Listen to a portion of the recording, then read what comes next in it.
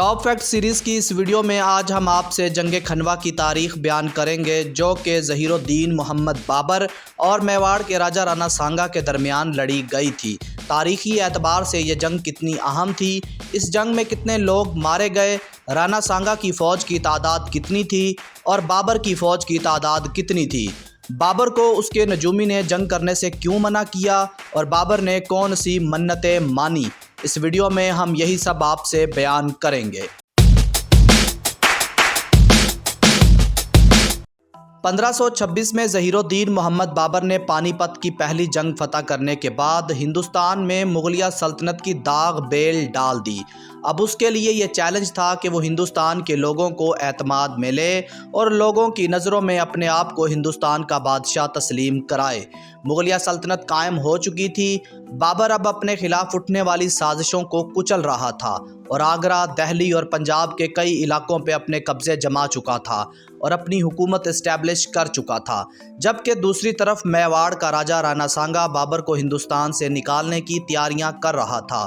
Historians کہتے ہیں کہ بابر کو ہندوستان آنے کی دعوت بھی رانا سانگا نے دی تھی تاکہ بابر ابراہیم لودھی کو شکست دے کے واپس چلا جائے اور رانا سانگا دہلی اور آگرہ پہ قبضہ کر لے۔ اس معاملے میں رانا سانگا نے بابر کو مدد کا یقین بھی دلایا، مگر جب بابر اور رانا سانگا کے درمیان جنگ ہوئی تو رانا سانگا نے بابر کی کوئی مدد نہ کی، جس وجہ سے بابر کو رانا سانگا پہ بہت غصہ تھا اور وہ رانا سانگا کو بدعہد بھی سمجھتا تھا۔ ہندوستان میں اب بابر کو صرف ایک ہی خطرہ تھا، وہ تھا میواڑ کا راجہ رانا سانگا جو کہ بابر کے خلاف جنگ کی تیاریاں کر رہا تھا۔ رانا سانگا ہندوستان کے ہندو راجاؤں میں سب سے بڑا راجا تھا۔ جب وہ بابر سے لڑنے کی تیاریاں کر رہا تھا تب اس کے پاس 1,00,000 سپاہی موجود تھے۔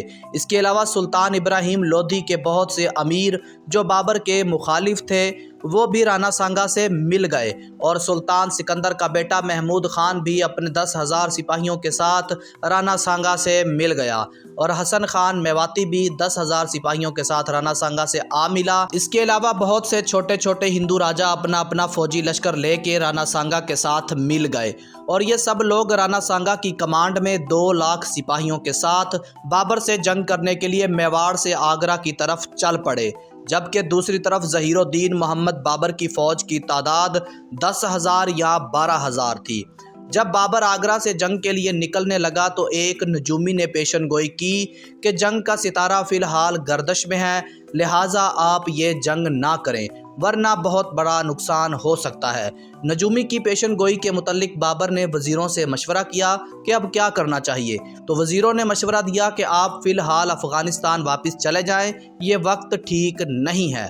بابر نے وزیروں کی بات سنی تو اس نے کہا کہ میری اس بزدلی پہ لوگ کیا کہیں گے کہ میں اپنی جان بچانے کے لیے بھاگ گیا، میں ایسا بالکل نہیں کروں گا، میں زندگی کے بجائے شہید ہونے کو پسند کروں گا۔